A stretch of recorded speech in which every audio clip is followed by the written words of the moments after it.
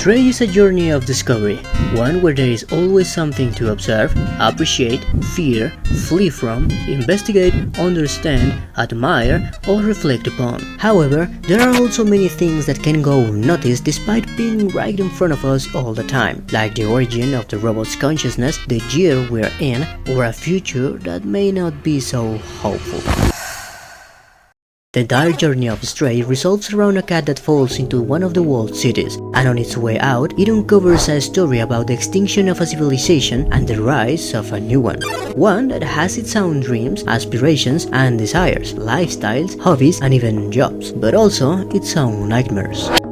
The Zorks were once a bacteria created by humans to digest all the waste they produced. Initially, they posed no threat, and it's never explained whether this was because keeping them constantly digesting trash kept them in check, or because humans regularly conducted inspections and used chemicals to ensure their safety. What is certain is that after humans went extinct, these bacteria mutated, and it did so rapidly. I'm not going to take the time to explain anything because someone else already did, but by the time we play with the orange cat, approximately 800 to 1000 years have passed since the disappearance of humans, and that's how long it took from the bacteria to go from microscopic to macroscopic. I know 1000 years doesn't sound like a short time, but in relative terms of evolution, it is. Though we must not forget that this evolution includes the man-made factor. At the same time, the companions, the robot who once coexisted with humans, also developed their own consciousness. The hardships of that era,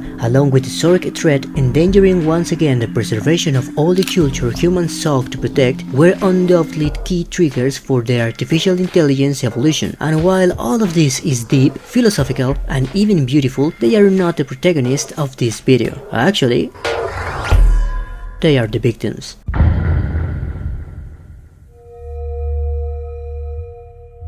The evolution of the Zorks is undeniable, much faster and greater, as they went from being simple organisms to macroscopic beings so complex that, at times, it seems as if they have become a single entity, a hive mind that works in unison and expands rapidly. At this point, I'm sure you've noticed that the keyword here is evolution, and that is where a terrible and a hopeless threat lies. The Zork's weakness is UV light, and during the day, out in the open, there is plenty of it. When the walled city is opened, the entire city is purified, at least the surface, but that sinister entity resides in the depths, in the sewers, beyond the reach of any UV light.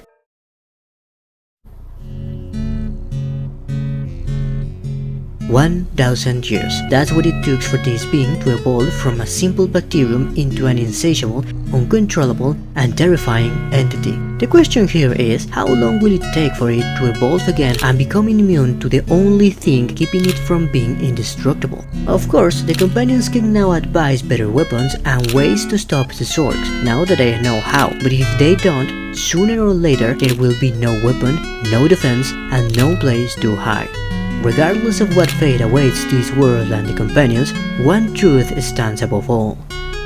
Humans will never be part of the equation again.